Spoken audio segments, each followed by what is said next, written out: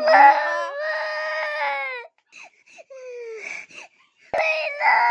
Di na si Milo.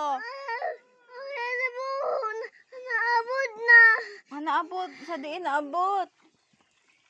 Naabot man sa buho. Ubad ba din ka?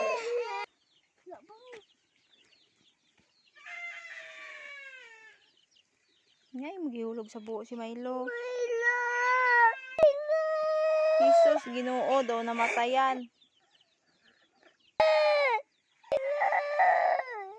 Jesus, Ginoo daw namatayan. Yan nahulog sa buho. Ang kwaon na naon niya. Ihulog na lang puti ka dira. Ngayon mo gihulog ang itoy. Nanagumang na po yan. Buha. So, si Aloy-Loy pahipos na.